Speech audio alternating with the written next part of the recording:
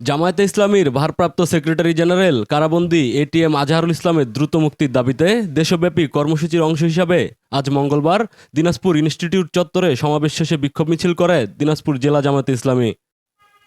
মিছিলটি দিনাজপুর শহরের প্রধান প্রধান সড়ক প্রদক্ষিণ করে। এ সময় নেতাকর্মীরা বিভিন্ন স্লোগানের পাশাপাশি কারাবন্দী নেতা এটিএম আজহারুল ইসলামের মুক্তির দাবি জানায়।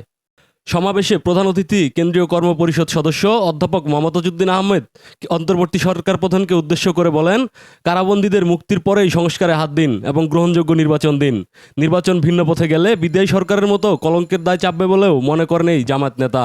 সমাবেশে সভাপতিত্ব করেন জেলা কমিটির আমির আনিসুর রহমান এবং বক্তব্য দেন দলের সম্ভাব্য এমপি প্রার্থী আফতাবউদ্দিন মোল্লা ও আনোয়ারুল ইসলাম সহ স্থানীয় নেতারা।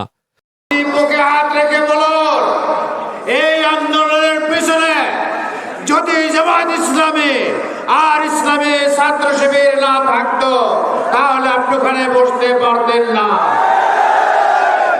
আমরা সভাপতি আশা করেছিলাম তিনি ক্ষমতায় এক নম্বরে যারা 15টি বছর গণতান্ত্রিক অধিকার হরণ করেছে, জাতির উপরে অত্যাচারের স্টিম রোলার চালিয়েছে, বিচারের নামে প্রহসন করে নির্বিচারে নেতৃবৃন্দকে ফাঁসিতে ঝুলাইছে, শুধু তাই নয় বছরের পর বছর জেল খাটাইছে।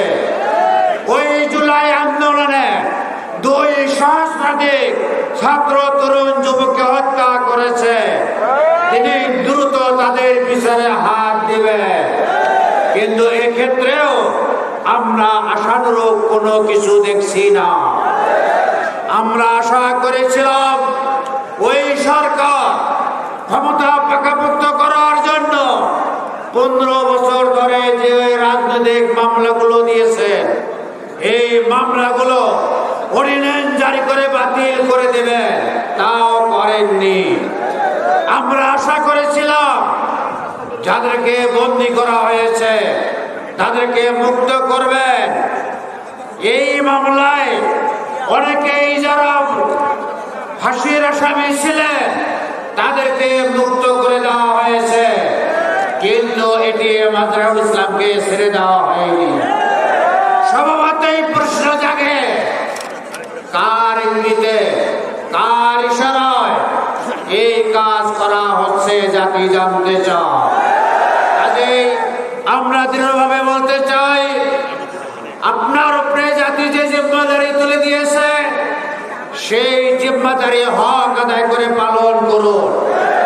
সর্বাগ্রে এটিএম আজহারুল ইসলামকে মুক্তি দিন, তারপরে সংস্কারে হাতে দিন, একটা গ্রহণযোগ্য নির্বাচনের ব্যবস্থা করুন।